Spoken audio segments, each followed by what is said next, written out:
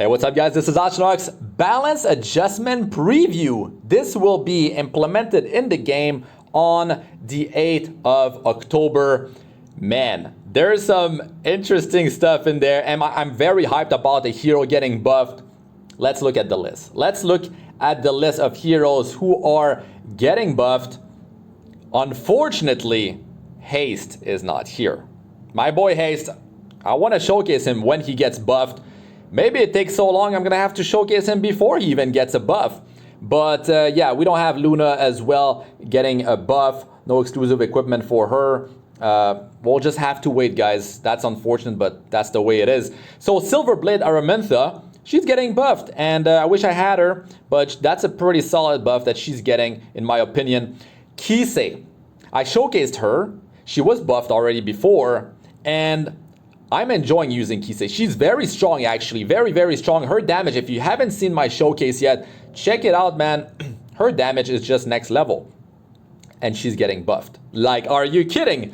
That is perfect. I'm gonna be showcasing her again after the buff. That is for sure. Ravi, I'm gonna have to build her and showcase her. Solid buffs on her. She just got her exclusive equipment. My boy Fire Ken. Man, I have not used Fire Ken for a while. I've been using him in Guild War offense, but overall in all of the game, it's mostly like Golem 13 when I decide to do it, which is very rare. Maybe showcase a hero in Golem, I bring Fire Ken along, but he's getting buffed, and I'm hyped about this. Shadow Rose is getting buffed. And yeah, showcase for Shadow Rose later on. Kitty Clarissa, I have her built. She's getting buffed. Very nice. General Purgus, I do rely on General Purgus quite a bit. So I'm glad that he's getting buffed. And Celeste, I have not used Celeste in a long while. I've been pairing her with Challenger Domino to boost the combatness of C-Dom so she can go right after. Because Celeste has 128 base speed. And she's very easy to obtain. I mean, a 3-star Moonlight hero. And yeah, a very sick combo. Very interesting. So I'm looking forward to that. Charles, did he even need a buff? Well, what of his exclusive equipment is getting a buff? Is it one of the OP exclusive equipment? The one for skill number 1? We'll see in a second here. Well, in a few minutes. So Silverblade Aromanta. Let's start with her. Her skill, Flame Release, now is applying burn. 60% chance to burn for 1 turn. So that's good because she's a burn-based hero, but she's mostly used for control because of the stun on her skill number 3. Very, very powerful. Elemental, don't have to worry about elemental disadvantage versus earth, ice, fire. That's why she is so strong, but she's also very hard to obtain. So if you use control heroes, then maybe you want to have her in your roster. Maybe you're going to be building her now. She got, you know, nerfed before, and well, it's pretty sweet. I mean, having the burn there, the combat units going from 20% to 25%, that's good. And then you got the unhealable for 2 turns. So I don't know, maybe the control stops on their healer, but then the rest of the team is, you know, has unhealable on themselves. Maybe they won't be able to come back from that. So that could be pretty devastating. She's going to be getting 3 souls instead of 2. So that is good. And that's pretty much for, that's it for her buff. But that's actually quite good. The unhealable for 2 turns, I feel like will be quite devastating in quite a few situations. So there you go. Now, I'm not going to be reading what they talk about here. So let's skip to each heroes one by one. Kise, man. Oh boy. Dark Scar, right? This is her skill number 2. Before, you were penetrating defense by 60% when Kise, the caster, was stealthed. But now you can actually penetrate defense by 30% when she's not even stealthed. So this opens up some possibilities. You know, if you get knocked out of stealth, or I don't know, maybe there's an opportunity later on in the battle where you feel like, I don't have stealth, but if I use this AoE now, I could take out 2 heroes, you know, 2 birds, 1 stone kind of deal. So yeah, I could see some use there. But the biggest thing is to her skill number 3. So Nocturnes, before you this is a single target attack, you increase kill cooldown of the target by 2 turns if it doesn't get resisted. But now it's even better because you are increasing the cooldown by 1 turn twice, so you have 2 chances, which I would take any day of the week instead of 1 chance for 2 turns. Much better, and you could be using her as well in PvE to lock down bosses and have them not be able to use their ultimate, which is actually a very powerful thing. Like, I mean, in Hell Raid, in Abyss, but I mean, I'm really all about PvP. But that's what I theory crafted before Kise was released a long while ago. So yeah, you can use that against the Wyvern too, so he you know, doesn't go in the barrier phase. So yeah, grants the caster stealth, right, for 2 turns. But now you are increasing combat readiness of Kise by 50%. This is crazy, guys. This is completely crazy. That means you can open up with skill 3, and then you got that 50% CR. You're gonna be much faster to use that skill 2 or combo into the skill 1 after that against a buffed hero with the soul burn on skill 1. So I've been using her on Wind Rider, and if she's getting that 50% CR, she doesn't need to rely on, let's say, a double lot setup on a slow build. You could make her fast, and she's just gonna be able to do it all by herself, and she's stealthed, so like you use her in World Arena against a team that doesn't have, you know, AoE damage dealers, or maybe they only have one but the barrier protects you, so you stay in stealth, you don't get knocked out. She has a lot of potential as a pocket pick, you know, like a last pick to counter them sort of deal in the World Arena. I've been having a lot of fun with her in Guild Wars, especially also in the arena. I've showcased her multiple times after her first buff, but now I'm definitely going to be showcasing her again. So go check out the showcase if you're wondering, like, why am I so hyped about this? Because she performs very well already. So Ravi, she's getting a buff, Slaughter, right? This is skill number 1. You have a 35% chance to stun for 1 turn now. I mean, she was already absorbing some of the damage as health, so she's, it's like a lifesteal effect, but now you have a chance to stun. So Ravi is used in longer battles, and if you are able to manage that stun, this could be a game turner, you know, a game changer.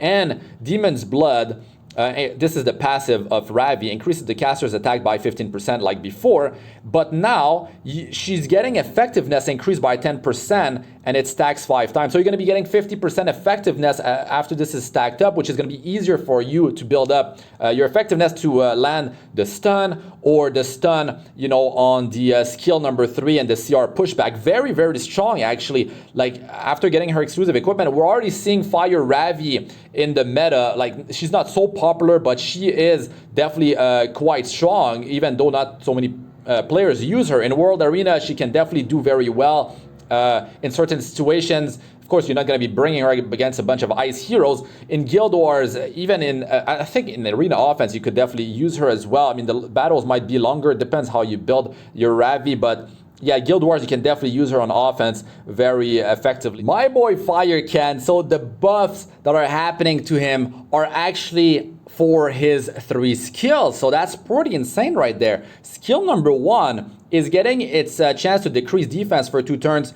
from 35% to 50%. So that's going to be more reliable. Defense break is very, very strong.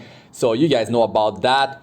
And skill number 2 is actually getting 100% chance to land defense break, of course, if it doesn't get resisted, instead of 75% chance. When you had Vigor buff from skill number 3, it was 100% chance. When you have Vigor buff, you are ignoring the effect resistance of the target. He is very strong in Guild War offense, actually. You can use him in World Arena as well, but I mean, you're not going to be picking him early on. You'll have to, pick him near the end. Of course, you don't want to be countered with a bunch of ice heroes. But man, with these changes, he's looking good. And Phoenix Flurry, this is his skill number 3. The cooldown's getting reduced to 4 turns instead of 5, so that's very nice. I believe now the buff Vigor lasts 3 turns instead of 4 turns. But the great thing is that if you use skill number 3, you now have Vigor, and then you use skill number 2 to ignore effect resistance in Guild Wars to land that defense break, to do that big burst damage.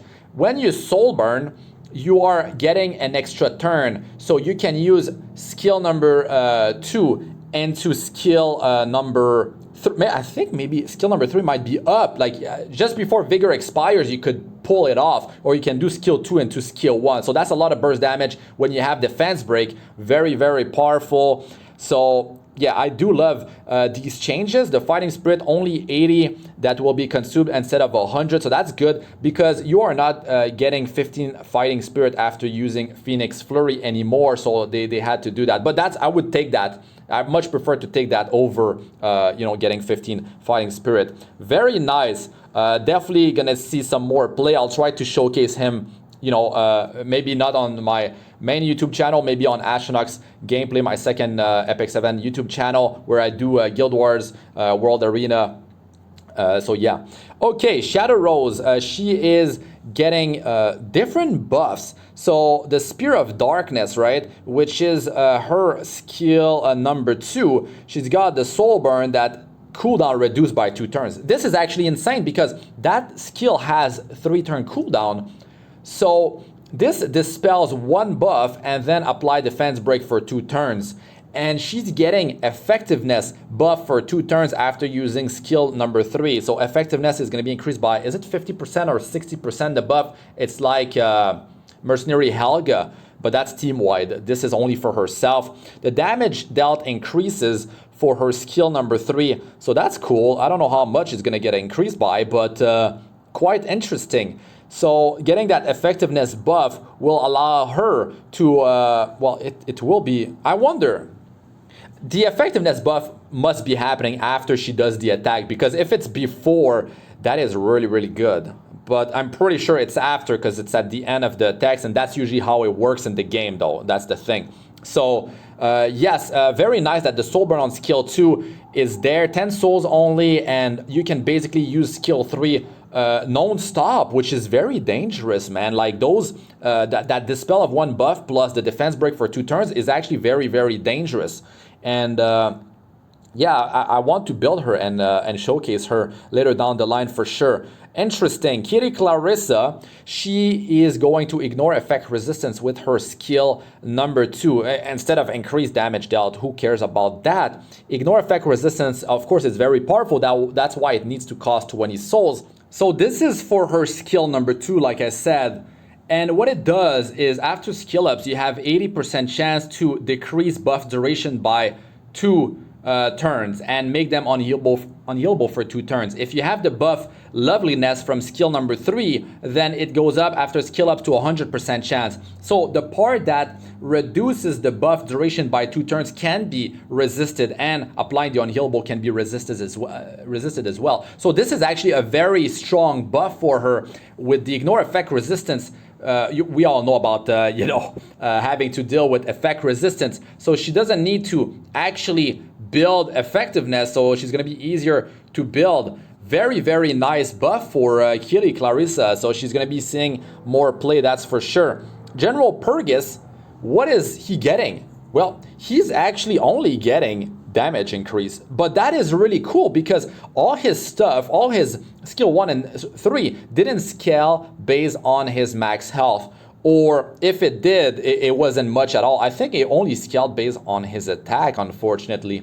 So now we're going to be seeing some higher numbers out of him. I wonder, like, is it going to be high enough so we can actually make him a cleaver? Like, not a cleaver, but I mean a bruiser. Cleaver, are you saying? Kidding. Yeah, a bruiser. I don't think it's going to be that high. I think they're just trying to increase it so it actually accounts for something. So a very powerful hero. The combat endurance increased by the passive skill number 2, 18% after using the exclusive equipment and after skill ups. I use him a lot. He's great. Attack buff, the random 2 stuns, on 2 different opponents is very, very good. So if he deals more damage, I'm all for it. The provokes are very good to get a hero to attack him, to get more combat units for your whole team. Very, very cool. So Celeste is actually getting damage increase on her corrosive volley, which is her skill number 2. And I'm curious because the skill number 2 didn't actually deal that much damage before. I'm very curious by how much her damage will be increased. I hope it's enough to actually activate like break a barrier, fall on Cecilia and activate like Eliha's knife for a thief, something like that, because it was very low before. Because you have to build her with super high speed if you're going to be comboing with Challenger Domino. So the chance to decrease combat shrewdness by 20% was only 50% before. very random, but now 85%, that is actually very nice. But I wouldn't be building him for damage. Did I say him? I wouldn't be building her for damage. I would now build her, since the CR pushback is more reliable, I would build her with effectiveness as much speed as possible, but try to get some effectiveness on her to get those CR pushbacks. And if her health stays at 80% or more, she can continuously use that skill number 2, which is very, very dangerous, guys. So I will try to showcase her later on as well. This is very interesting. Charles, his exclusive equipment is the one that is not used much at all, because the one that boosts the skill 1, the chance to, you know, trigger into skill number 2 is so powerful. But now this is interesting because it dispels all debuffs from the caster, right? But now the effect happens, what is it? Effect before you use the skill number 3. Imagine he has attack break, decrease hit chance. You know, if he's getting that stuff removed before, then that is a nice buff for this exclusive equipment, and well, might see some more play out of it, that EE. So I think that's pretty much it for the changes. Let us know in the comment section, what do you think about these balance adjustment? Are you going to be building one of these heroes, or maybe you know, since they were bench warmers, they were in your storage, maybe you're going to be finally building them, skilling them up. What do you think? Do you want me to showcase them first before you guys you know, proceed with the building up of those heroes? Let us know in the comment section. I'm very hyped, like I said, about Kise. This is going to be a very dangerous you know, hero now with that. Yo, she's gonna like S3 and 2 S2 or S1 very fast, so dangerous, and her damage is through the roof. So can't wait to see her in action, and of course I'll be showing you guys the other heroes as well, but Silverblade Aromanta, gonna have to wait until I manage to pull her, unfortunately. Anyways, that's gonna be it for this one, guys. Thanks for watching. I'm Astranox. Like, comment, and subscribe for more. Press the bell icon for like to be notified whenever I release a new video, and check out my other videos. They should be showing up on the screen now. Join Discord, over 2,000 members. And check my second YouTube channel, Astranox Gameplay, for extra Epic 7 gameplay videos. And that's really it for this one. Good luck with all you do. I'm Astranox. Peace out for now.